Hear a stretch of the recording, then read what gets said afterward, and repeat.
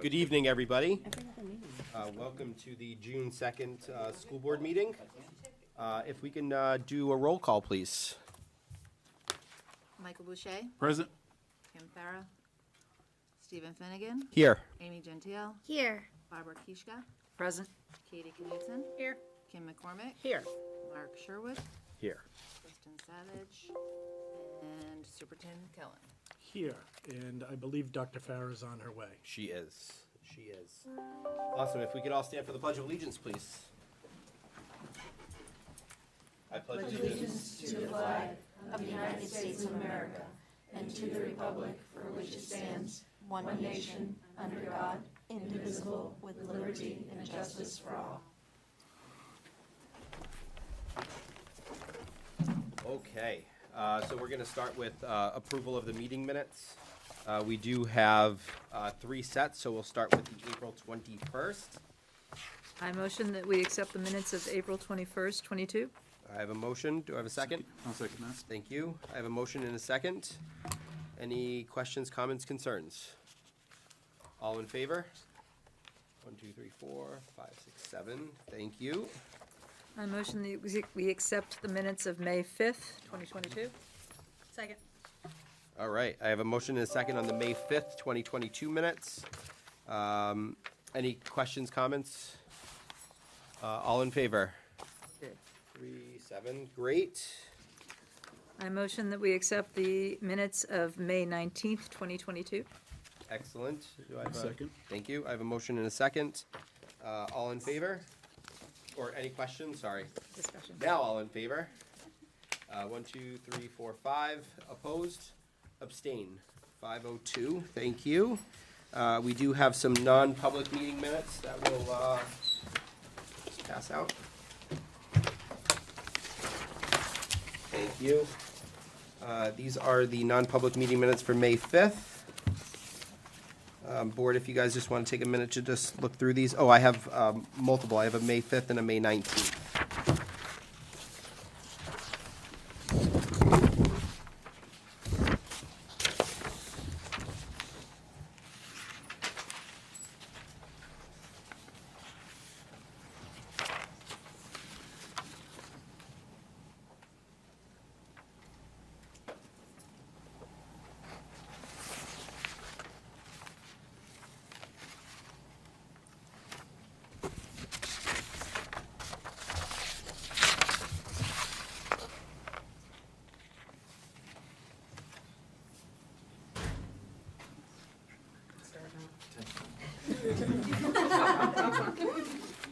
Oh, we're going to give you a standing ovation when you came in, but. All right. The May 5th non-public meeting minutes. I make a motion to accept the May 5th non-public meeting minutes. Okay, I have a motion. Do I have a second? I'll second. Thank you. I have a motion and a second. Any discussion? I have one question. On this second page, Being very careful as it's Yeah. non-public. yep, so on number 4 there, I don't know if it matters, the verbiage, if we change it from could see to could hear. I don't know if that matters. Yep. Yep. That's fine. Are you going to amend that to say could hear? Here, yep. Okay. Okay. So I have a motion and a second. Any other And discussion? an amendment, yeah. With the amendment, yep. All right. This item number 4, page 2 Uh, of Yep, the back. First one. 5. We're talking May 19th, correct? May Nope, 5th. this No, would be May the May 5th. 5th one. Hence my confusion. Okay. Yes, that makes sense now. There is no 4. Okay, so if I have no more discussion, all in favor? 8, thank you. The May 19th.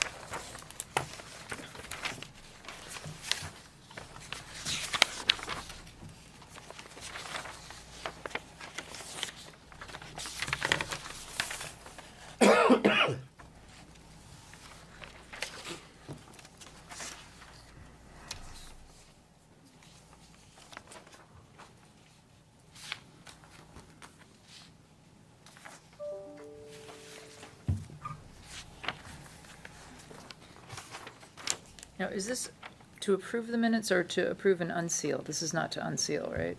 No, these are just to approve.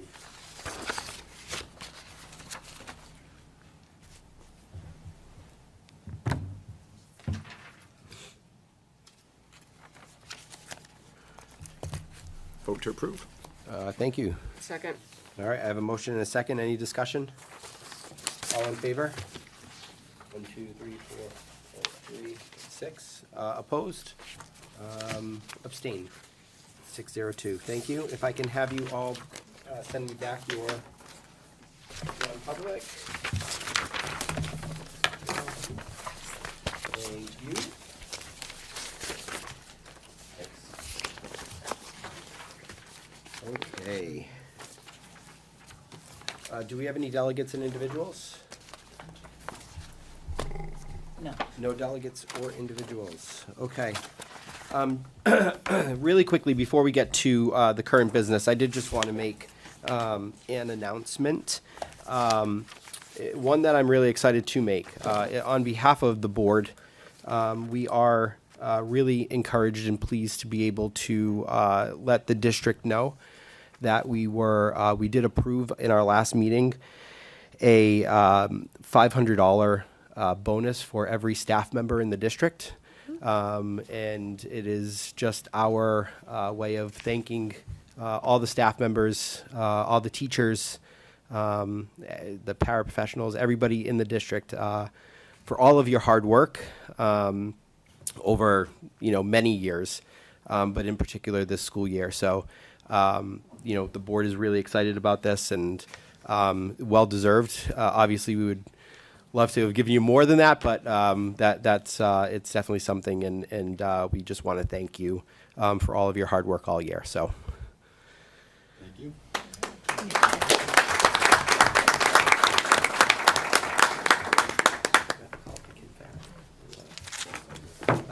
All right. So first part of the current business, the middle school passion project. All right. We have some students from 6th grade Blockbusters teams here joining us to talk about their passion projects. All right. I think first they'll all introduce themselves, and then we'll hear a little bit about their projects and how they've been working towards those.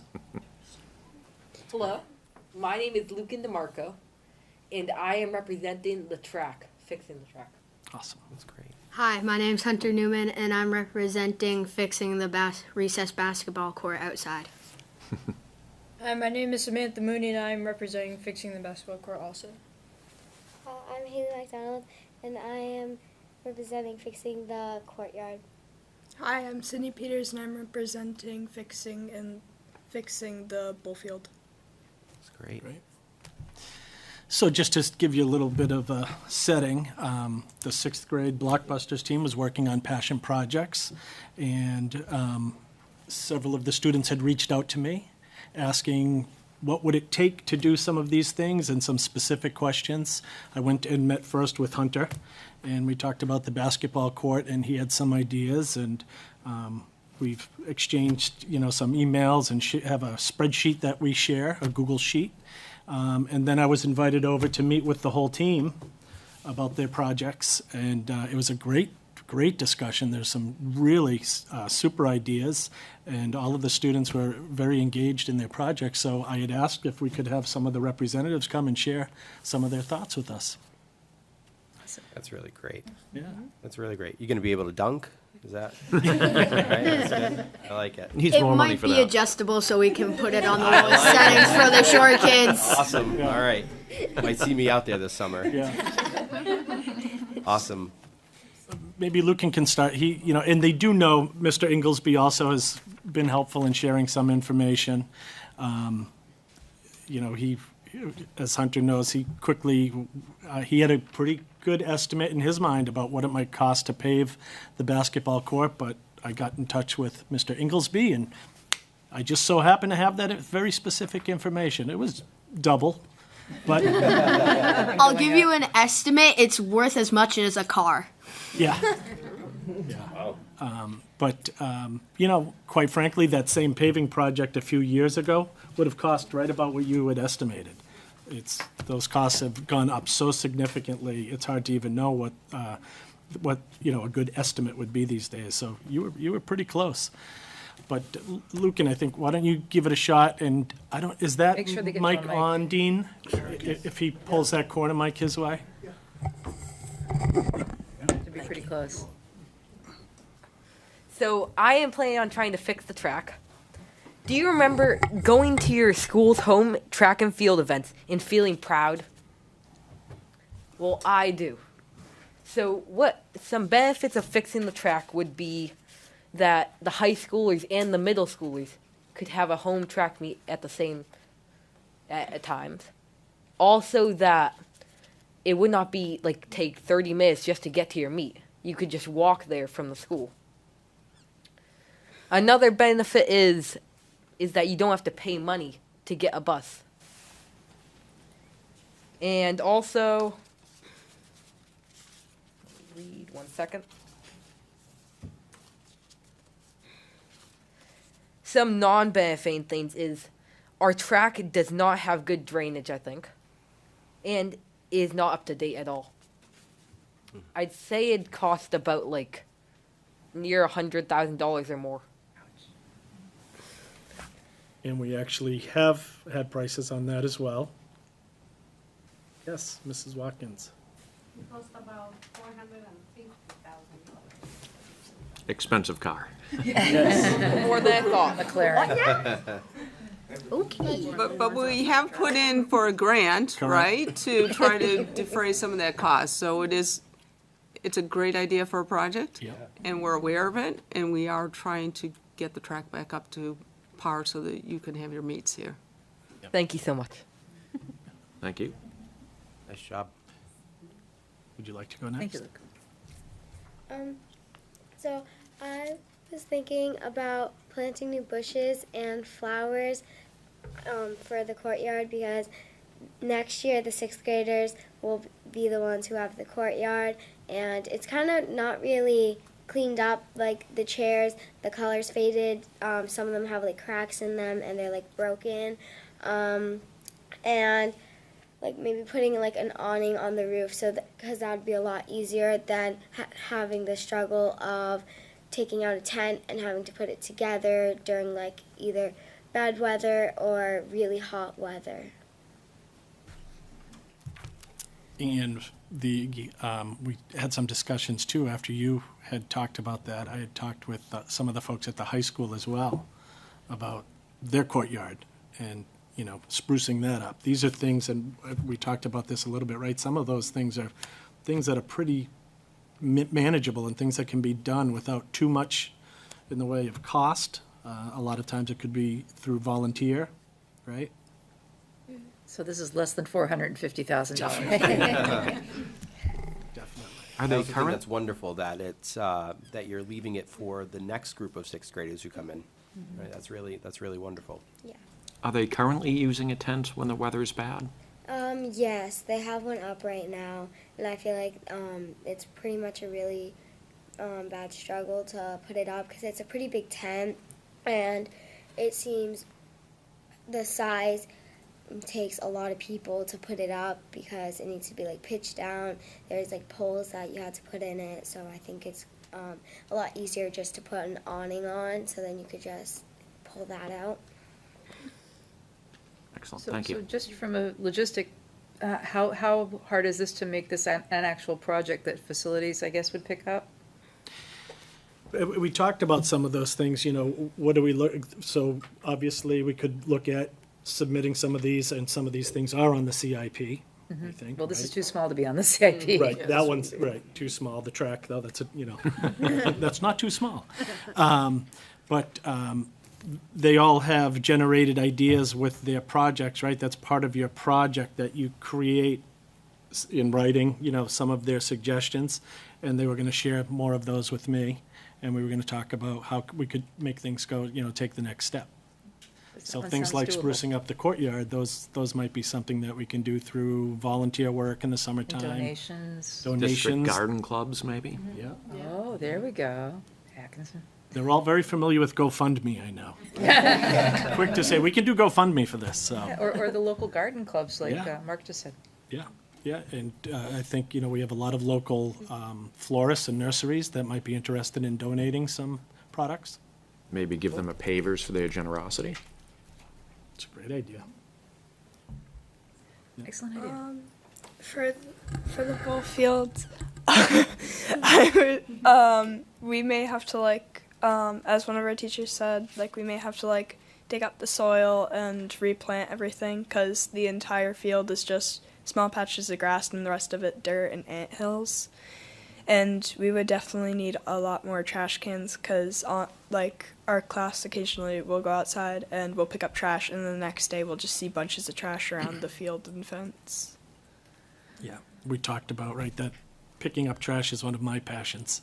That I always walk around picking up trash, and it doesn't take much, but you're right, it's amazing that how quickly, and I think some blows from the neighborhoods around, and then others, I'm sure, it's things that we've created here. But with the new automated trash pickup, that's one of the things I know out by this fence. It seems like it's a combination of things. And there was a group of high school students, actually, the day after I left you all, they were out here picking up Mr. Henderson. What's the name of the club? Because actually his daughter was one of the students out there picking up. Club. It's the Key Club that does it? They have shirts and everything. It's pretty cool. Yeah, but yeah, we talked about it, and we were going to talk to Mr. Inglesby about the trash barrels thing. We don't want to create an attractive nuisance for things like bees and things like that, but there might be a way that we could do something with that. Maybe those belly ones, the ones that compact. Yeah, but that very great descriptive imagery, you paint quite the picture there. So my idea was to redo the recess basketball court because it's super uneven and there's divots in it where water just collects, and the basketball hoops are double rimmed and don't give at all. So if your basketball hits the rim, it will go flying away, and you'd have to run and get it and waste some of your recess time trying to get it, and it would take a long time because also there's so many places in the recess area where it's divots where water just fills up, and your basketball could go in there and it would just get all soaked, and then your hands would get dirtier than dirt. And it's just if the sixth graders next year don't want a basketball court it's this on an angle, and it's not even a full-size basketball court. It's a basketball court for toddlers. And there was something you talked about around safety, Hunter, remember? Yeah, because so the far edge, there's it's just a tiny little slope when it just almost goes straight down, because I've rolled my ankle because my foot fell off it, and I rolled my ankle on it. Just to provide some context, which school is this at? This is at the middle school. That's what I It's thought. the recess basketball Yeah, court. it is a sorry little court. Yeah. And we're hoping that the Celtics have those forgiving rims tonight, right? Really hoping Yeah. for that. So I'm with Hunter, and we also think that the hoops should be adjustable, and we should get nicer ones because they would last a lot longer than the ones that are already out there. And then another part is doing the there's a big hill around the recess area, and there's only not even a lot of grass out there, and everybody comes in with their shoes all muddy, and after it rains and stuff, and it's not good. And there's no place to sit? Yeah. There's 2 benches, but It's really wonderful, guys. Thank you so much. I think this is, thank you to your teachers and your principals, and these are projects that will not only help the school but the community, right? And I think again it shows a lot about you guys, and, you know, you're trying to leave sixth grade better than what you arrived with it, right? And so that's really, really, really wonderful. So thank you guys very, very much. Thank you.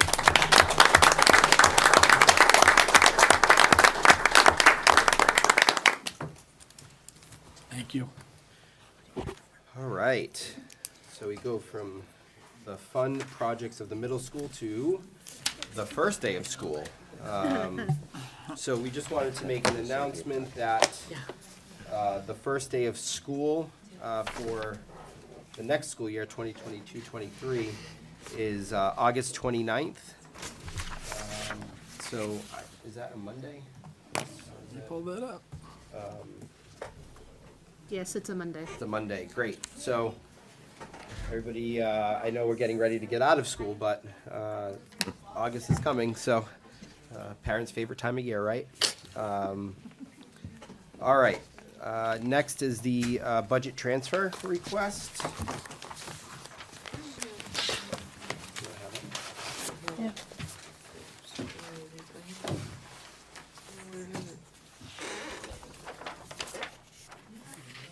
So I'll make a motion to approve the request to transfer $61,266 to move the elementary teaching position from Danville Elementary to Sandown North, per the CFO's memo of June 2nd, 2022. Second. All right, I have a motion and a second. Any discussion? Not seeing any. All in favor? 8. Thank you. All right, next is the Chimney Regional School District tuition rates. I'll make a motion to approve the tuition rates for the 2022-2023 school year. Second? All right, I have a motion and a second. Any discussion? Yes, I just have a kind of an inquiry question here. How are the rates determined for this year? Maria, excuse me, Maria will fill us in on that. The rate setting procedure. So these rates are calculated based on the ADM, which is the daily attendance membership of students. So the DOE has reports that show the trend of our daily attendance membership. So it's a formula that calculates the projection of how many students are gonna come based on the last 5-year trend. And we just set up this is for out-of-district tuition rate. Just, it's a formula based on the DOE. So you basically, they take the budget, the operating budget, and then look at the ADM over the last 5 years and then do a price per student. So there's a couple of essentially. things. We look at the ADM, which is projections and past trends of attendance. And then we take the cost per pupil that the DOE, that we follow with the DOE for our district and the average for the state. So we take the average of those two, we increase it by the increase of this year's budget. And that's what we have for each of the grade levels, well, the elementary, middle, and high. Okay. And then one other question. I noticed pre-kindergarten wasn't on here. Is that not something that's considered in this? I'm not sure that we Don't they- take out of district pre-K, right? No, we don't. No? We Okay. take out of district. And not for teachers either? Teacher students, okay. No, right? Okay. Any other discussion? All right, so we have a motion and a second. All in favor? Thank you. Next is the food service pricing.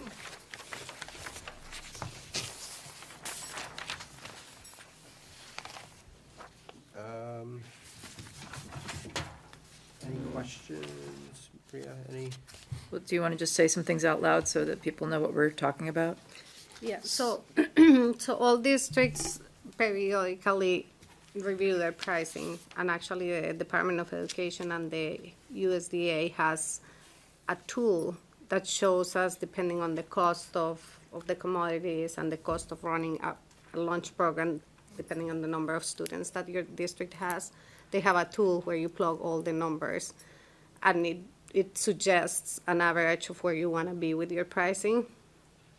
Breakfast is really doesn't really move. It's about $1, $2.50 per breakfast. But for lunch, they have this tool based again in the size of your district and the which state you are in, and because we all know the supply chain issues and the cost of the goods and the commodities this year, when we run the tool for our district, it came out to be an increase of about 40 cents per meal. Okay, so just so everybody at home knows, for elementary school, we're looking for lunch to be $3, middle school $3.50, and high school $3.75 in the upcoming year. Okay. And the other thing is, in our district, we hadn't had any increase since 2015. In 2019-20, which was only half of the year, we started with 10 cents increase, and now we're looking for, so it's really a $50 cents increase in the last 7 years. So Right. But the way things are going, I think we all are seeing it. And Thank it's you. important to note that we have been informed that there will not be federally subsidized lunches and breakfast as far as where everybody's free now. There will still be the free and reduced. And so we encourage people to submit their applications for next school year, because lunches will not be free as they have been for the past couple of years throughout the pandemic. Are we doing anything proactively to some of the parents who may be newer in the district who may benefit from some of that additional assistance to make them aware that this is an option? I can imagine working parents who may be newer or may just not be aware that this potential help exists for them, having to face that decision as to whether their child eats or not. What are we doing proactively to reach out to the community? Annually, we send out that information in the summertime and then throughout the fall into the winter as necessary. Yes, so we do send a letter to all the families. We send communication. We're actually waiting right now for the DOE to send us the form for this year, because they have a specific form for the year. And we send that communication. And I encourage all families to apply for it, because it doesn't necessarily looks at one thing only. I mean, it looks at how many kids you have, what are your income, what is your situation, a lot of variables. So everybody can apply, really, anybody can apply, And that'll be on our and it website actually as well. benefits us, benefits them, because it's help for them, but it also benefits the Benefits school us, yep. district, because the appropriations that the Department of Education gives us, one of the metrics that they use is the percentage of free and reduced that our school district has. So it helps the families and it helps the school district. So I highly encourage all the families to apply for Excellent. this Thank you. aid. And we haven't heard anything, but I do wonder, based on the increase in the cost of goods and fuel and all of that, where some things have The gone up squeeze is gonna be 3 tighter. times as much. We don't know if they're going to change the threshold that you have to meet in order to qualify for either free or reduced. That could very well happen, because if I was making X amount before, that's not, Yeah. it might not qualify. We don't know, so. And anytime we get any of that information, we are quick to get that out, because we want to make sure that our families have the benefit of all of that information, and our Perfect. students have access to the food. When is the deadline for parents to sign up for free and reduced lunches? There's no. It's in the fall. But there's no. Like I it's- said, we haven't even received you can apply all year round, because Anytime. like if a new family moves, but we encourage them to do it in the fall. As soon as we get the application from the DOE, we will be sending the communication. So as soon as you hear the communication, the sooner the better, because obviously, if you can imagine, we have to process a lot of them. So the sooner the better, and we can just start processing them. And if a family's financial situation changes throughout the year, they can apply at any time throughout the year. Yeah. Real fast question, going back in the memory banks when my kids were in school, I believe we had done this electronically, filled it in electronically. Is there a way to put a tag on there or a link just on the bottom if you would like to apply for?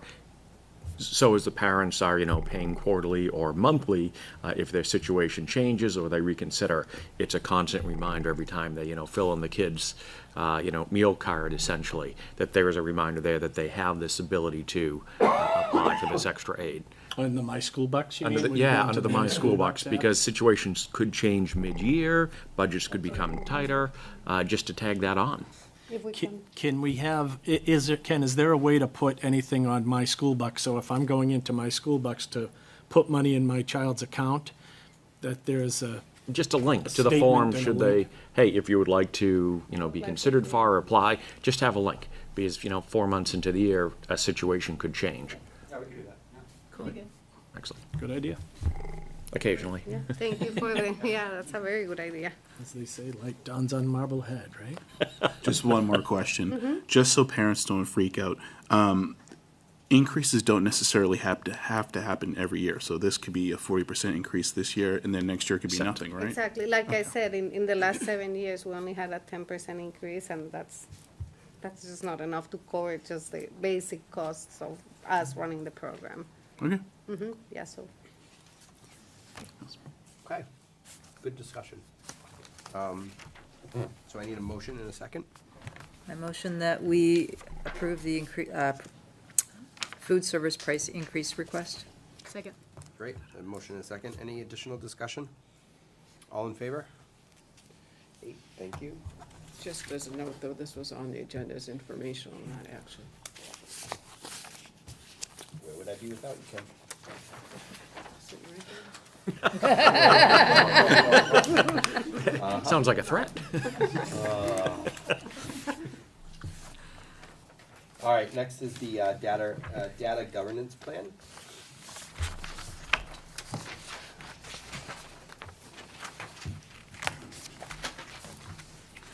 All right, in your packet, you should have the data governance manual / plan. I use those two words, but it's the same document, but I'll go back and forth between the two. I trust you read all 43 pages of it before you came in today, right? No, we read this before, Ken. That's true. Year after year, I come I back thought with the this. changes in red. You're stealing his thunder. Sorry. So I'll go into a little bit of background on this for the benefit of the newer board members and maybe a refresher for the ones that have been on before. I haven't brought this to you in a couple years now because we haven't had any changes on it. But this document is state mandated. We have to have this document on file, posted on our website, and it was because of RSA 18966, if you're interested, which came down during the 2018-19 school year. So this is year number 3 or 4 now with this manual in place. It's a set of minimum standards and procedures with regards to student and staff data protection and security. It's really a how-to, it really reads like a manual. It's like your microwave owner's manual. It's not very interesting, it's not a page turner, but there's a lot of information in there that, there's a lot of information on password security, on data retention, on what to do if there is a data breach. So there's a lot of information in there, and by law, when we make a change to this plan, we bring it annually to the school board to approve, to review and approve. So my plan, if it pleases the board, of course you can do what you want, but in the past what we've done is I brought this to you and give you a couple weeks to look it over, develop any questions or whatever that you want to send in to me. If you could maybe work that through Steve and Chris, and I could answer those questions and amend the plan if needed to bring back in 2 weeks for you to vote and approve on. Plus, it's only on as informational here for tonight. I looked this time. So I don't know if we can take action. You didn't catch that. I got it. I also looked at the policy, and I don't know, as it has to be, it says that the superintendent, in consultation with the ISO, shall update the data governance plan for presentation to the board no later than June 30th each year. So I guess if it's updated, it should be voted on. Yeah. I mean, I'm fine about taking action on it, Well, I mean, the new board members might not have read all 43 pages yet. well, why don't we just, We Should do we have hand another out meeting this just before an the end of action June. item on the next one, so that we we're can do doing it That was correctly? my plan, yeah. And I know some of you probably already seen this, but the changes are updated in red, and then there is a change log. The very last page of the plan is a change log summarizing the changes and what pages they happen on. I just want to, it's a credit to you, Ken, that you have done such a good job that there's only a handful of changes on a 43-page document. Just some minor tweaks and the nice update about the multi-factor authentication for the staff, so good job. Thank you. So we won't need this printed out again for next time. We'll take it. Thank you. Save the trees. Yeah. And we can have the new board members take the quiz online. Yes. They don't- Yeah, there'll be a quiz. After they do multi-factor authentication. All right. Thank you, Ken. Thank you. Ken. Thank you. Next is the career technical education. Looks like Mark. And Brian.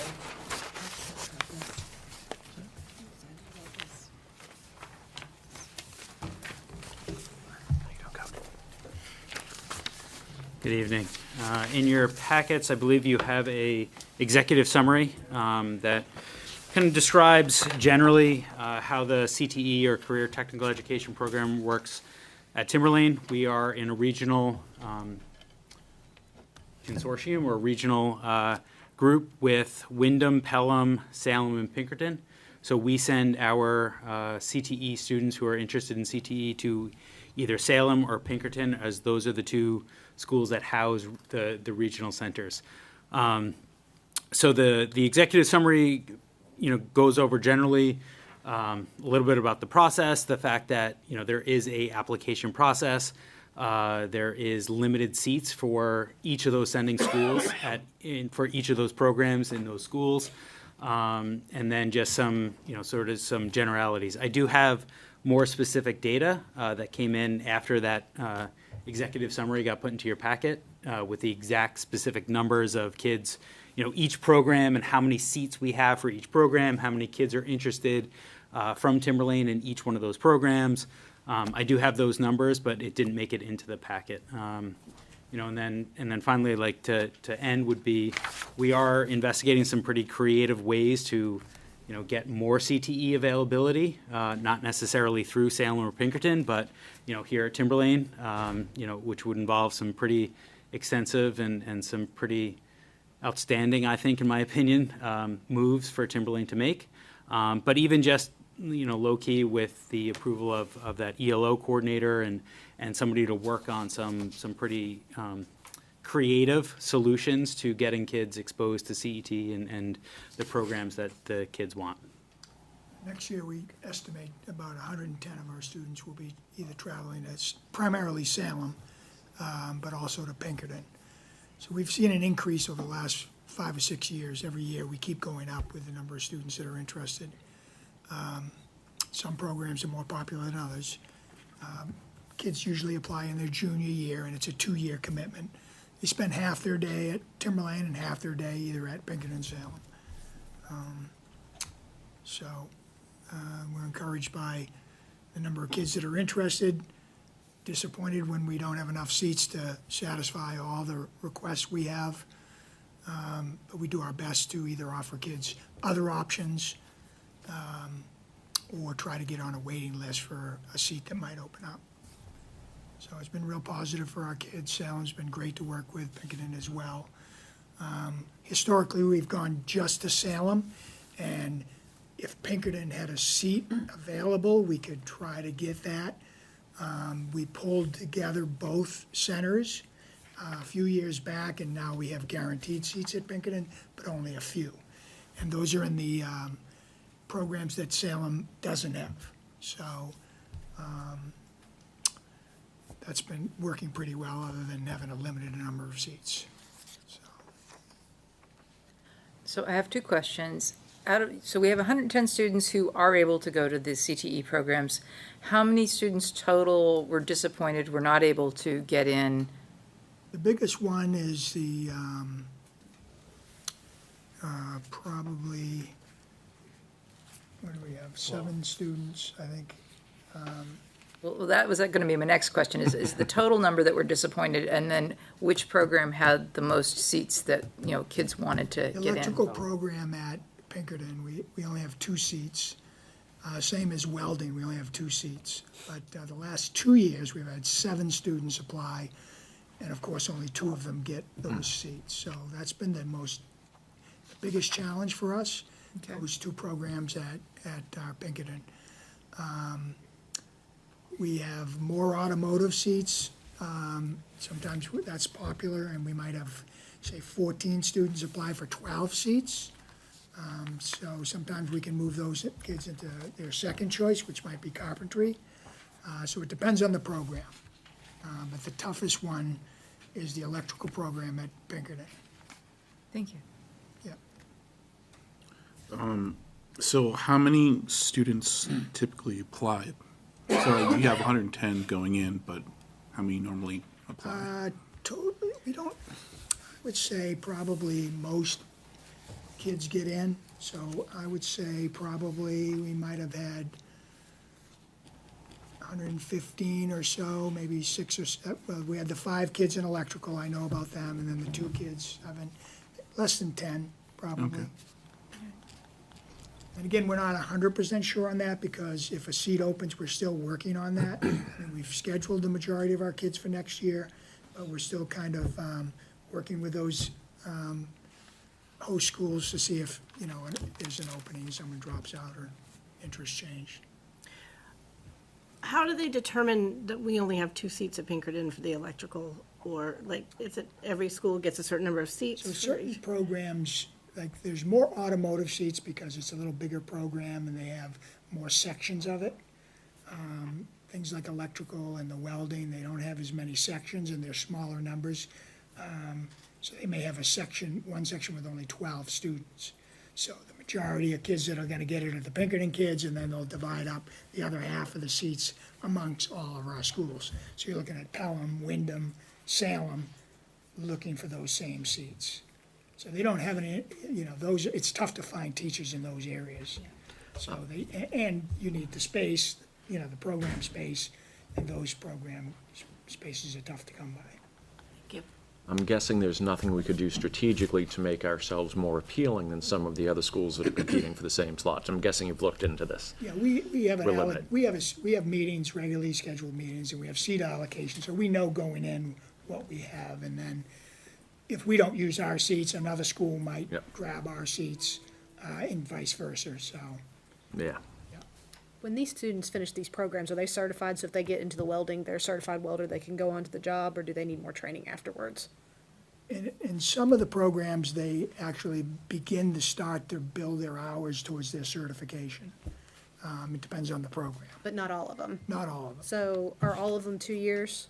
Yeah, so every program is a 2-year commitment, so they do 2 credits in their junior year and 2 in their senior year. So some of the programs, when they get done with their senior year, they're certified and they're ready to go, and then some programs are not? Yeah. So the automotive, it is an ASE certification. Okay. I know in other CTE centers around the state, kids can come out of it with a EMT certification and a Fire 1 cert.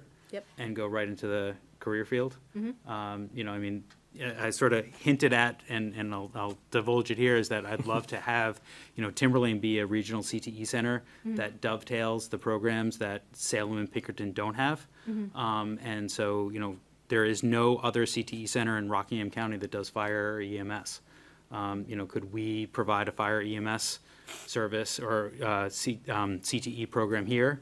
Could we do HVAC plumbing? Could we do technical theater? So these are all programs that exist around the state, just not in our region. And so just like other regional places like Spalding, Dover, and Somersworth, those 3 towns all have a CTE center and they all sort of share, could we do the same thing? It's a pipe dream, it's one of those things where, One worth if pursuing. you look at what certs kids can come out of CTE with, I know, for example, that fire EMS is definitely one that works around the state. A lot of the automotive ones, the kids come out with an ASE certification. Different ones have different individual certs. Depending upon what local dealership they sort of work with. If it's a Ford dealership, they might come out with like a Ford specific one. But some of them, to answer your question, some of the programs do come out with tangible, work ready certs that kids can go right into a career with. Like Well, I don't know nursing, about- right, Mark? They can come out with an LNA. LNA, like nursing assistants. Well, I don't know about the other ones, but I could help you out with the EMS because I am an instructor coordinator as well as in the fire as well. But back home where I came from, all the high schools have had their own technical programs at the school. My dad, who works for one of them, is getting sent off to go get his welding. And when those kids come out, they're certified welders. They do that with electrical and stuff like that. So if I can help in any way. Great. Be awesome. Well, you said it's a pipe dream, but I think what we need to do is get this researched and then come back to the board. The classrooms were taken offline 15 years ago. We used to apparently have some thing We had here. sorry. We don't have the enrollment we used to, and we're not gonna see that enrollment, so it seems like there probably could be space to put it back in, and there's a need for it, so, can you come back in a month and tell us what you found out? I could probably pull it up on my computer. Mark's been working on On a this. non-playoff night. Give me 5 You're minutes. saying that I it's a can- pipe dream, you know, that's, I mean, it's not, it shouldn't let's be. make it happen. I would love that to happen. I'd love Well- to be able to give that opportunity to our students and, you know, not just our students, but if we can work with Salem and Pinkerton and not compete with them, but work in sort of that regional aspect, you know, we could work with them and, you know, provide, you know, greater good to a greater community. Yeah, if So we can Mark will see figure. on the 16th. Probably see him tomorrow with the application Some of the completed. questions that we would like answered are how much interest how much interest is there in each of the programs that you're proposing? How much do we think it's going to cost? Are we able to get the staff to teach it? How much space and what kind of space would they need? I think before you even go down that road, you need to talk to the centers that are near you, see what their capacity is, see if there's a need that they feel that our school could meet versus what they're meeting, and then start asking More those specifics. specific questions. They certainly would be You certainly willing don't work want with us in that to way. Yeah. impede on Yeah, and that's- established and- programs, and we want to add to the And that's pretty much, I've done a little bit of legwork where the state, you know, they want you to dovetail and not compete. You know, so we wouldn't be able to have competing programs, so we'd have, you know, programs potentially that would marry with what Salem and Pinkerton already do, so. A tertiary benefit of that would be if we offer a program that's currently not being offered, perhaps that could open up some of the slots at Pinkerton that are more desirable, for example, electric. So instead of having their 14 slots, well, maybe they'll only claim 10 slots with their students because now we're offering something else that hadn't, so.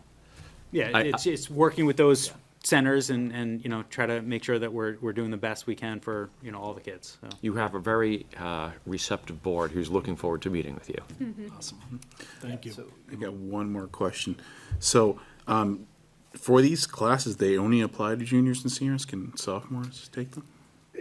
They changed the law, I think, in 2019, or the sophomores are eligible, but only on a space available basis after our juniors get in there. So we will have a sophomore going next year.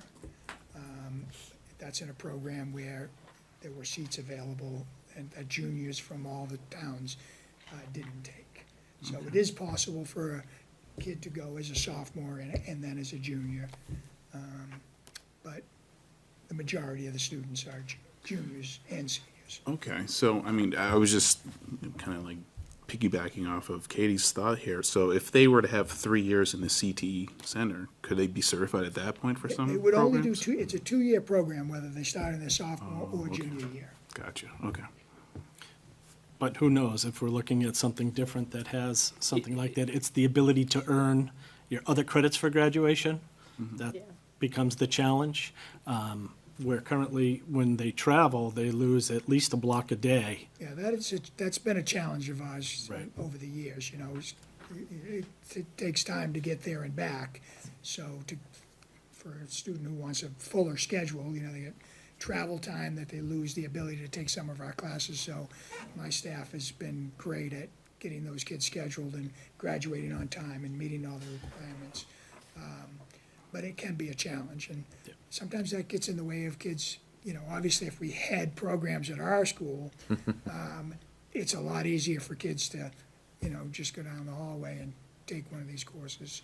So as we bring on our new Dr. Neil Campbell, who's coming on, and he'll be the assistant principal that does sort of the midday and into the evening division, looking at extended learning opportunities. That might be a way to supplement some credits and create, more of an opportunity for students. There might be different things that we can be creative with, internships, things like that. I know the Salem reached out to the middle school, to the 8th grade, and there's a group of 8th graders going to take a look at, they've invited them to come and look at the CTE Center at Salem, looking to generate interest. And we met the other day, and that's one of the things that we were talking about. How do we generate that interest and keep that interest as part of a foothold for some of our students, as their inspiration for continuing to come to school and be part of something that's a greater focus for them, perhaps. Yeah, we do a nice presentation with the kids with both schools, but their websites are great. They have some really informative stuff on their website if you want to look specifically at programs and learn more about it, so. All right, so we, Mark, we will put you guys back on for the 16th. Is that, are you okay with that? I'm fine with that. Brand new high school Brand new high proposal, school Matt, CTE. and just add a CTE. Harry Children Sounds like the Memorial board's supportive. CTE Center. Memorial? Hey, we need Are to, you not sharing we something, need to Memorial? think big, so I like it, so This thank is you. definitely one of Mark's passion projects, I will tell you Couldn't that. tell. So, You like this better than COVID data? I'm getting ready for monkeypox data. that has been the joke. What's Mark going to do now? Yeah, it's true. I'm sure there's always an infectious disease out there for you. There's plenty for him to do. All right, thank you guys very much. Thank you. Thank you. All right, next is the Pollard Elementary water. Carl, did you want to come up and talk about H2O?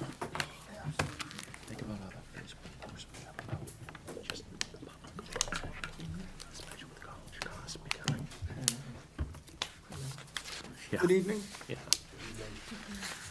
Just a follow-up from the last meeting, the discussion we had about the Pollard water. I did get in touch with Dee Voss at Plastow, and she indicated that the water rates are basically passed through to us from other feeders, basically. So if the water's coming from 3 different communities away, we have to pay their water rates in Plastow. So what happens is the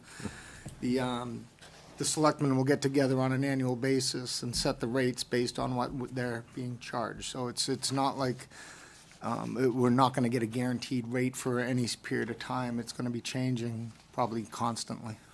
Well, every year, not Every constant. year, well, not constantly, but every year. Well, yeah, and we're already looking at a huge increase because of the Hawk, the Hampstead area water. That's where this is coming out of, right?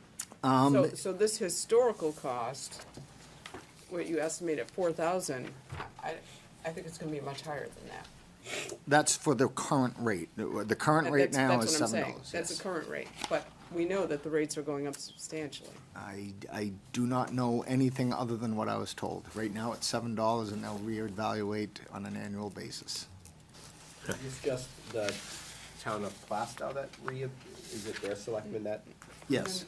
No, they don't. Well, they set the rate, but there's a wheeling rate So at every basic- town that this goes through from Manchester to here. Okay. And it's the Hampstead Area Water Company that is supplying this, and they are at the state level right now, going back and forth on what is a tremendous rate increase for water. And this is why I asked to have this looked at again. Happy to have another discussion about it offline, or maybe Maria knows, because Maria, so my concern is you're telling me that the current cost is 4,000. I'll agree with that, but my mind is saying that this. So we reach out. Nobody wants to say, obviously, that the rate is going up. They're very politically correct in the way they answer their questions. They don't want to tell us that, yes, the increase is gonna be, it could be big. They don't want to say it. The answer was, yes, it will be evaluated on an annual basis, and we don't know how much it's going to increase. It could increase substantially, or it could increase a little bit. Okay, I'm happy to research this a little bit more, and I could tell you what the potential increase is going to be. The documents are out there, I know they are. because they're with the state regulatory agencies right now. Do we know when that decision's gonna be made? Soon, I think. I know every year they try to put an increase, and they have put No, an but increase. they have, but now they're talking about a major increase because of building out the infrastructure to support this water lines coming down through these towns. So, But it has to be approved at the regional level, at the state level, right? I know, but the state is letting this go. I'm telling you that right now. So I think the concern is valid, Kim, right, in that although we may pay $4,000, you know, in the next year, it could be substantial and you know, not a fixed rate moving forward, and ultimately could cost the district much more money.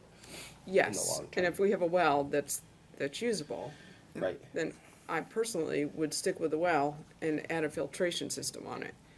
Now, you're saying that we may need to filter out PFOA. We do need to. We do need to filter out PFOA. So, my question then becomes, we use a substantial amount of water. I imagine most of that is water that's used to run the bathrooms versus potable. Do we segregate out those lines, or are they all running into one line? They all run into one. So we have to filter all the water, even though very little is used. Yes. Is there a way to filter just at the bubbler level? For a filtration system so that all flushing, fire suppression systems, obviously. I can't imagine that would be cost effective. They're gonna filter everything going into the building, because Okay. not just bubblers, we have sinks that people. I'm fill talking the about water if we from. stick with the well, that's, I- and sinks, You yeah, might yeah. be able to put reverse osmosis systems on points of drinking water or something like that. That's not That gonna do might the be- PFOS. But I No, that guarantee, won't get, no, but for drink, I don't know. I They would won't. think RO would get PFOA. Yeah, RO would get PFOA. I believe the Usually goes state mandates where they have to test for the water. That's why we had the issue up at Sandown North with the arsenic filtration test that we had. They had a specific tap that they use, and when we put the filtration in, they didn't move that specific tap, and that's why we failed that test. It came back now that it's positive, you know, that it's good. But we were in violation because there wasn't a specific tap. I doubt the state's gonna mandate that we have 10 or 15 different taps inside a building for the PFOAs. You're gonna end up spending the money on the testing at each one of those locations instead of the one Oh, test where it instead of comes the- in. Yeah, I see what you're saying. Now, the other thing to keep in mind, which Carl and I were discussing when he wrote this, is we have the testing fee. If we keep the well, we will have the annual test fee. And then the filtration system, the initial cost is 25, but then it has to be replaced, right? So it's not a one-time. The initial test for the filters is in between $25,000 and $32,000. And that media in there has to be changed based on the effectiveness of it over the years. We don't know exactly where that's gonna be. PFO levels are low, so it might be every 10 years, it might be every 5 years, but it's a significant cost to do that, and in the $15,000 range every time you have to change the media. So if that's another $1,500 to $3,000 a year, you have to add that to the testing fee, which is about. Sure, but there will be absolutely no testing required if we're bringing the water in from this other line? That's correct. The city's responsible for testing the water before it comes to, or the town's responsible for making testing sure, it till though. it comes to us. That will be responsibility of the city, of the town. Of the operator of the water, basically. So it's cheaper to go on the water at the current rate, but we are concerned that if and when the rate increases annually, that we could, We are it'd be very cheaper to Be go on the wall. hostage, yeah. Remind me of the cost of hooking up with the town, should we make that decision now?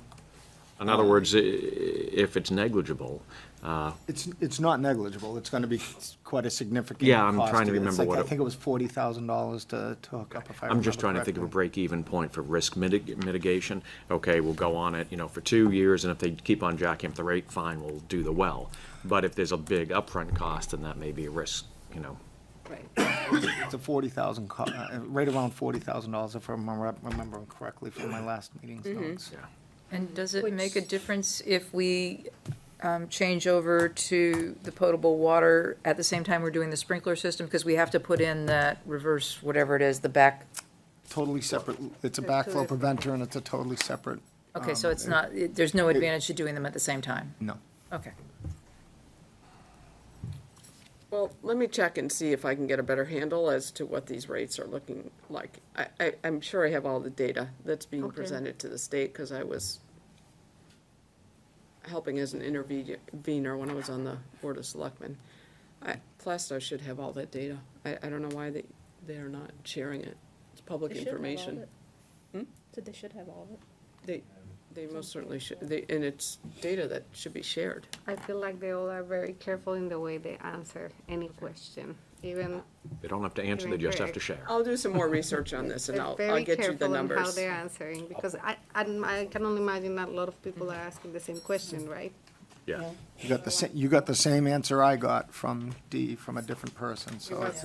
Almost the Read the same script. exact answer. Same exact answer. And I the was same like, ah. careful words. You heard from pages turning? Yeah. Completely different. Okay. I'll find out. Yeah, I'll put this on the next agenda again, and we'll I actually got one more question. So if we were to connect to the town water, can we actually go back to the well water, or is it like, It would be a waste of the $40,000 we spent to hook up to the town water, plus we'd have to add the cost of the filtration back into, so. And I'm assuming when we decommission a well, we'd have to spend a lot of money to recommission it, bacteria testing and stuff. Getting the state back on board with it and stuff like that. So I think it would not be the right thing to do. But you can always do it. You can would always that do also anything. include the fire system too? What's that? The fire system as well, because you would have to upgrade the fire system with town water, but we have to change We're it gonna back. have to do that anyway. Oh, The okay. fire system's not on the well now, it's on town water, and that's why we have to put the backflow preventer, because they're changing it to a potable water, and we don't want anything from the fire system backing into it, so. Okay, so just a quick primer in Plasto. We had a fire sprinkler system, and that is the town water, and now they're adding, like you were saying, they're adding the potable water, so they flushed all the lines, and they're having to change the pressure so that it can flow into regular residences. And because they're changing the pressure, everybody who's already on the current sprinkler system has to change some things to deal with the change in pressure. Not only with the backflow preventer, we also have to probably make changes to the fire suppression systems as well. fun conversation. Anybody awake yet? Plasto gets city water, woo-hoo! Yeah, no, we'll, Just a quick fun fact, we went to Plasto, London. So there's a Plasto in London, in Newham or Eastham or something like that. And whenever we told them that we were all on wells and we didn't have city water, they looked like we were the biggest country bumpkins. It's funny. Okay, so we'll add that to our next agenda so we can keep that conversation going. Next is the district-wide paving. I have included an executive summary describing all the different areas that I felt needed paving attention throughout the district, and the costs of what they were back in April. I can guarantee you all those prices are probably up 10, 15, maybe even 20% right now. However, these were the prices that were given in the bid. I have indicated the ones that I feel are safety related. I do want you to notice that under the middle school, there is an area for expanding the basketball playing surface and repaving that. That was $19,470, a little more than what Hunter had estimated, but it is on there, but I didn't feel it was a safety concern. It's more of a playground, make it better. There are several things, definitely. The Greeno Road paving out here, that becomes a skating rink on a large area in the winter. We just can't, it doesn't drain right. We'd like to get it repaved so it drains properly. Remove and replace the walkway behind the middle school. It's falling apart. The curbing's coming out. It's been hit by a plow a few times, so that's 19.5.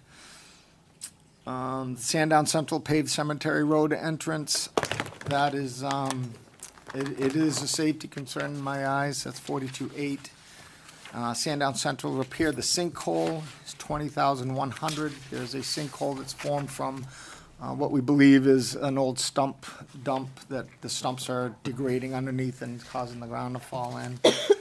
Atkinson Academy, the access to the west end side of the building, there's a drop at the entry lot as you pull in that, the principal has complained that his car is bottoming out every time he pulls in. I told him to slow down. The basketball court out back is a mess, and the walkway to the boiler room is falling apart. There are pictures of all these as well in the back of this report. That's why it's so thick. That was $39,500. The total for the ones that I feel are safety are $206,400, and the total for everything, if we were gonna do everything, is $639,619. I do also have estimates to seal coat and crack seal and seal coat, and then repaint each and every one of our parking lots. I'm trying to look at a 5-year plan so that we get it done every 5 years so each school gets done every 5 years, so it would be rotated through. And that way we can preserve, because once the cracks get in, if you don't seal them, that's when you get the alligatoring that's causing all the damage that you're gonna see in the pictures that are attached. You just gotta maintain your parking lots, and I'll have those quotes and put it in my budget as something that is gonna be done every year, so. Yes, ma'am. Okay, so we're approaching the end of the fiscal year here, so we need to encumber any funds in this current year budget by the next meeting. So, do you have a list of, obviously you must know what's left in the budget for capital improvements and have a punch list here, correct? I do, yes. Usually we do it in July. Well, no, we've got to encumber the funds before the end of the fiscal year. Okay, I will. The board has to approve, right? To Right, encumber I can any encumber funds. them in July, once we know what the year end is. So we can do it in July, because we close the books in July and August. But our meeting schedule, It's okay, I can have it next meeting. I will feel better if I have it. Yeah, and the first week of historically, we have July. always Okay. encumbered before the end of June, just Okay. because. That's fine. I won't be here next meeting, so I probably will give it to Lisa. Yeah, Lisa. That's fine. That's fine. Yeah. So we need to take a look at this project in conjunction with what else. I don't know if we can fund all this based on what's still there. Obviously, we should be doing anything that's a safety consideration, and I would like to add the basketball playing surface in as it's not much money, and you're gonna be over there anyway, so, I don't know as we should look at this as, its item itself, as opposed to looking at everything. Because I don't wanna say, let's spend this money, and then you come in next week and say, gee, these are the other priorities. We also have the 900,000. Right. From the additional adequacy aid. If we need to tap into that, we can, because we have a year and a half to spend that. But I thought we had the majority of that allocated for HVAC, but we just can't get those funds. We're just not able to get the equipment in. that's the concern. Are we gonna run out of So time? we only because have a we year and a half to equipment? spend it. If equipment now is 8 months or 10 months far, I don't know how much equipment we will be able to get in the next year and a half. I think we should be looking at that amount of money and whatever this pot of money is together and making a plan here as to what we're gonna do with the whole lot for the next meeting. Perfect. Yeah, we can do that. And we also have a CIP meeting before the next meeting. And these items, several of these items are already on the Yeah, CIP. Right. Directly before the I'm meeting. aware of that. Yeah, we can, Yeah, so why don't we? I'm happy to get together. yeah. Yeah, why don't we, we'll add this back to the agenda for next meeting with the encumbered funds, and I think we'll have a better understanding of what we can fund and what we won't be able to, so. Have any directive to the CIP regarding all these paving items, or? Well, I think at the last CIP meeting, what we had decided was that Mr. Inglesby was going to go through the CIP and basically reshape it, because it needs to be looked at. Indeed, some of the items were quite old. Yes, so that, we will be seeing a new CIP list for the next meeting, and I'm sure these are gonna be on it. And so, that'll In tie in priority well order. to our next meeting. Okay. Because that will probably inform what the encumbrances are gonna need to be for the next one. As you wish. Busy, busy. But it will be, you'll have the priorities all set, right? Absolutely. Very Great. good. All right, so we'll add that again to next meeting. Next, Dana, we'll have you come up and discuss the hiring of employees and contracts. Would also like to introduce Fran Jacinto, who's our new HR director. Welcome. Thank you. Just before you start here, Yeah, I'm sorry, just, yeah. this should not Yeah, we did.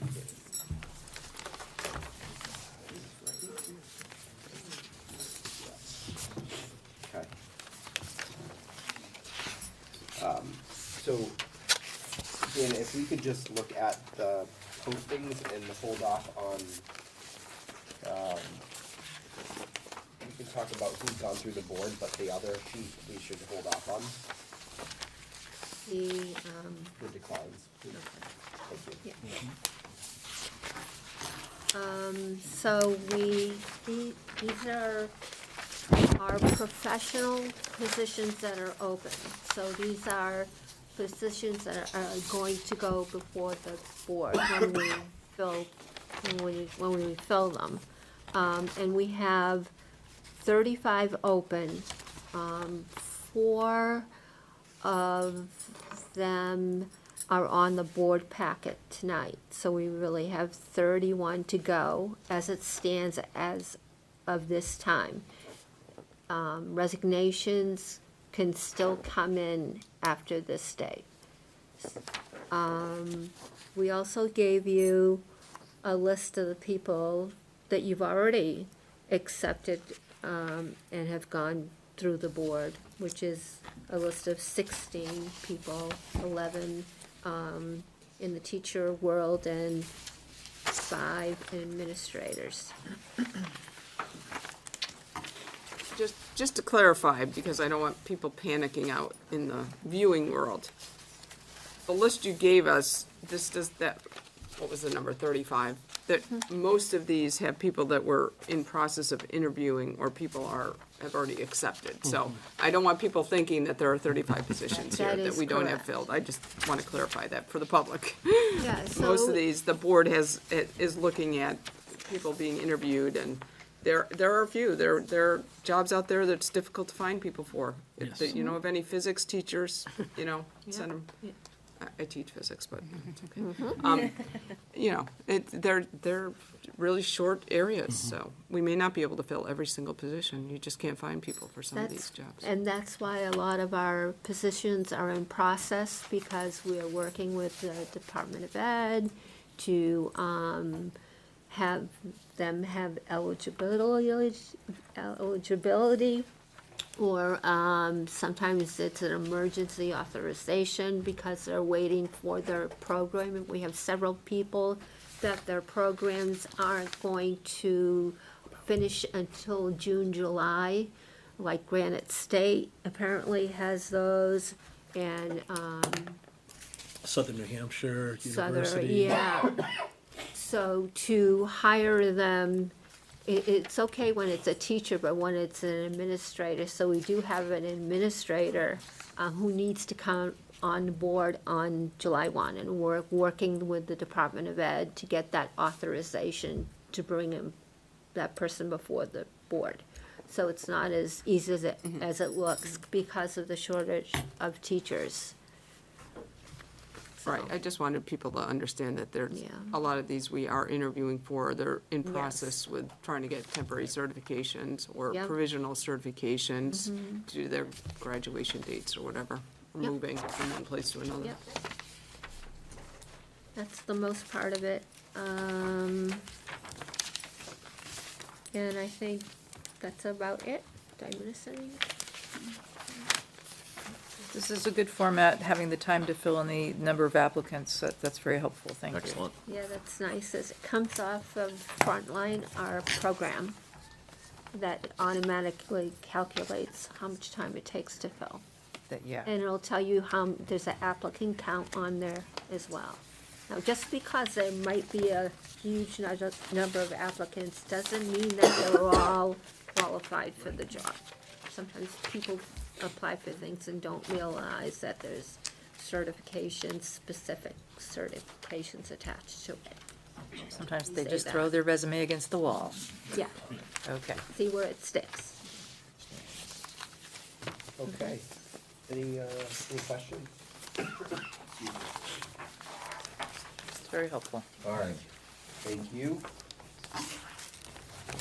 Next is policies. So we have two policies coming for second read. ABC and IHCA. I'll make a motion to approve policy ADC and IHCA as a second read And Second. adoption. in adoption. Thank you. So I got a first and a second. Any discussion? All right, if no discussion, all in favor? Great, 8-0. So, ABC, IHCA has been adopted. For those in the audience, that's the tobacco products ban and the summer learning. Thank you. Translate to English. All right, next is the school board goals. Just really quick, thank you, Michael and Barbara, for your input on these. It says these are informational. This we should be able to think take they're action on usually- these This we could take action on. to adopt, right? Well, there should be some discussion, though. Yeah, no, right. Is there any discussion on the school board goals? On the facilities, the first one, we should remove that. We had a discussion about this last year. This is the modular classrooms, Mr. Inglesby in the back. Carl? Chatting. Carl? I'm sorry? It's okay. Drop and give me 10. I was talking about mine. Sorry.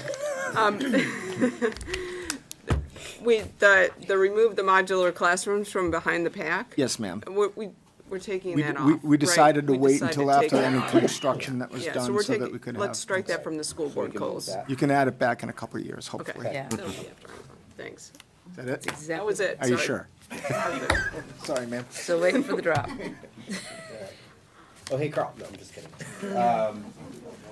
Okay, any other questions on the school board goals? No? I think that was the main one. All right, so I will, Make a motion to adopt the you. school board goals for 22-23. Second. all right. Got a As motion- amended, right? As amended. It's amended, yes. So a motion and a second, all in favor? All right, 8-0. Great. And just as an aside, we'll take these school board goals and work with the superintendent to create his goals and an evaluation on that, and use the evaluation that we have and go from there. All right. Next is the administrator's report. All right. We'll start with the most recent good news. The Timberlane Owls boys lacrosse team, varsity lacrosse team, in their first round of playoffs, won this evening with a 15-7 victory over Hollis Brookline. So off to the semifinals, they advance. And congratulations to Miss Grace Paradise, who was crowned Miss New Hampshire Teen USA 2022. Nice. Grace is a senior. Grace is a senior at Timberlane Regional High School and attends the Salem CTE nursing program. She is a dedicated individual who leads with a platform on mental health awareness and suicide prevention, something that we definitely need more of, prevention and awareness. And Grace will be attending Riviera University in the fall, attending their nursing program as she pursues her goal of becoming a midwife. And congratulations to Jenna Mermet, who was our first graduate of the Timberland Regional High School class of 2022. On April 26th, Jenna was notified by her recruiter that her top choice of jobs in the Air Force could be available to her if she were able to report to basic training on May 31st. And so with the support of her family, her teachers, and counselors and administrators at Timberlane High School, Jenna was able to complete her graduation requirements and received her diploma on May 25th. On May 31st, she did ship out to San Antonio Lackland, Texas Air Force Base, which is known as the Gateway to the Air Force, to begin basic training. And we wish Jenna the very best, and we thank her and her family for her service. Also, I want to thank all the teachers, the counselors, and the administrators who were able to create this opportunity for Jenna, working with her and her family to allow her to go into the program that she was looking for in the Air Force. So thank you. Yay.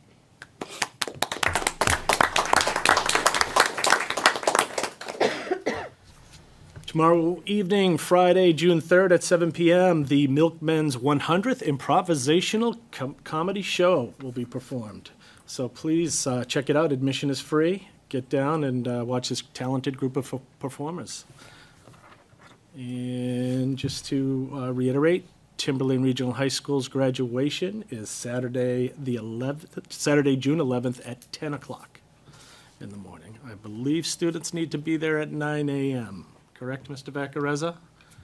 Right? The students need to be there by 9 a.m. for the graduation, right? I'm sure some will be rolling in, though, huh? It's an exciting day. Yeah.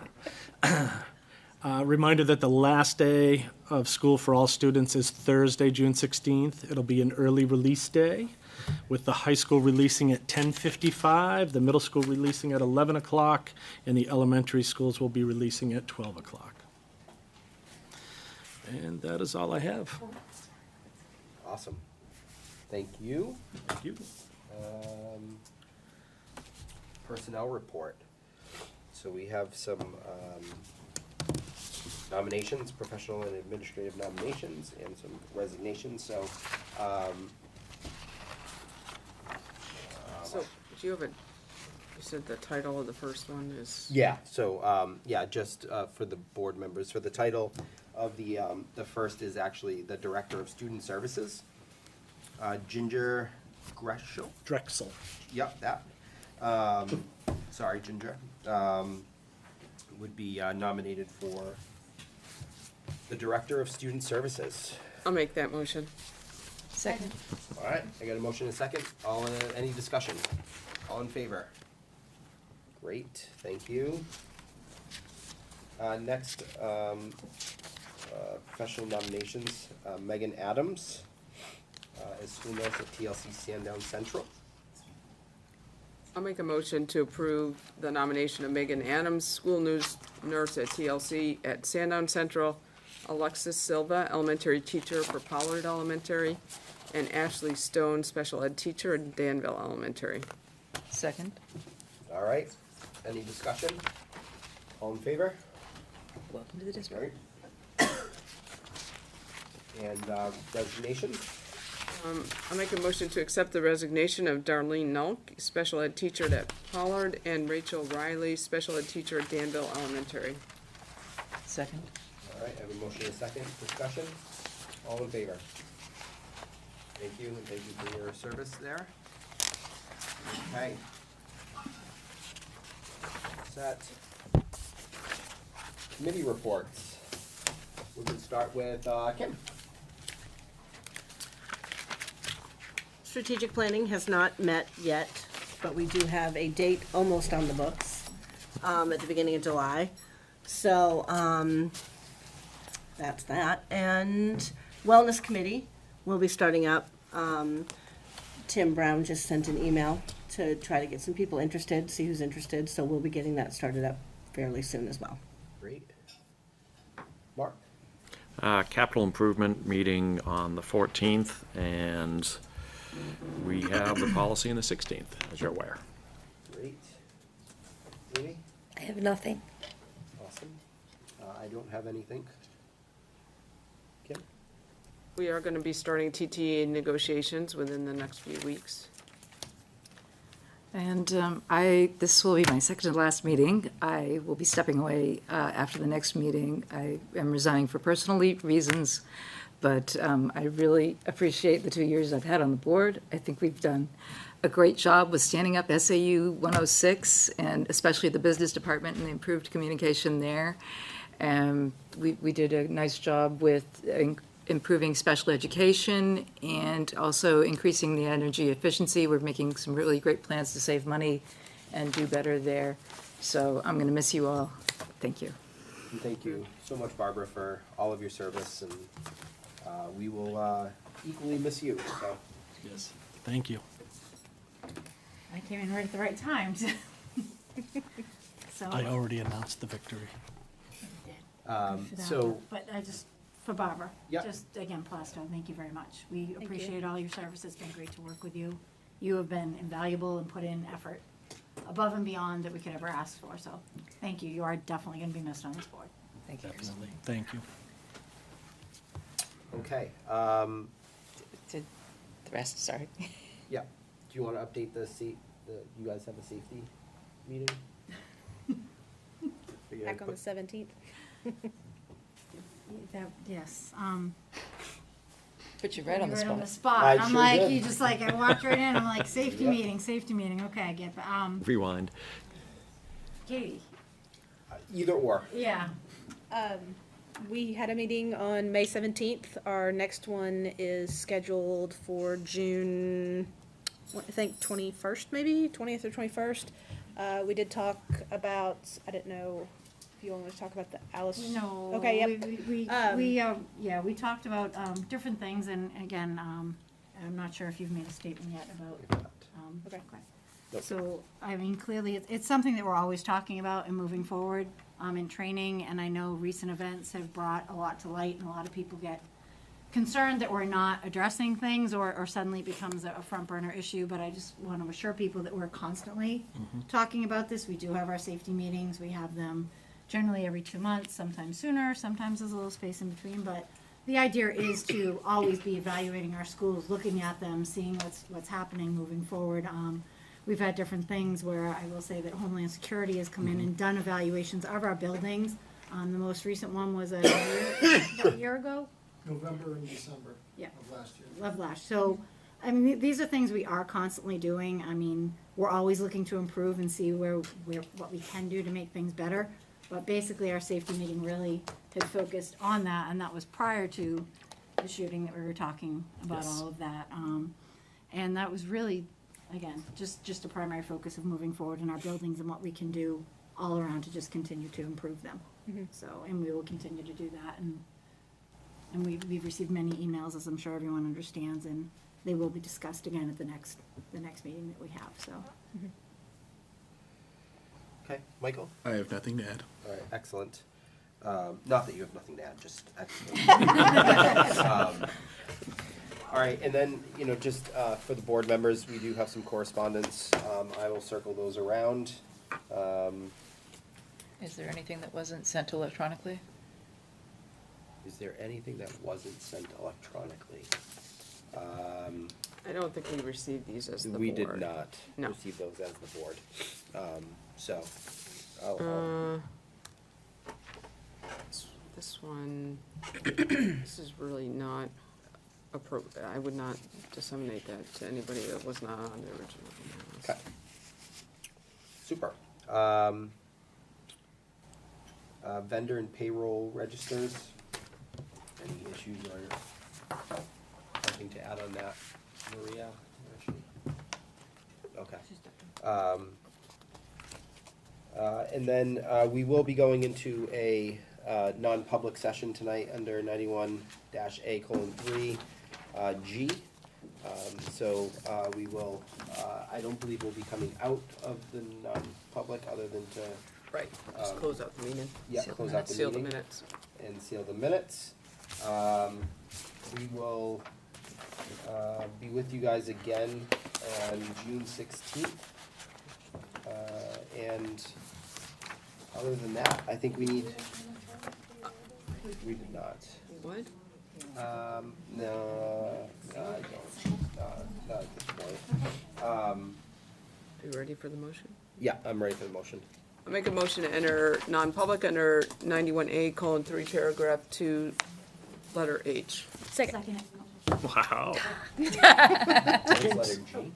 G, you got it, G. Yeah. Yeah, sorry. Yeah, that's Corey's G. trying to start us.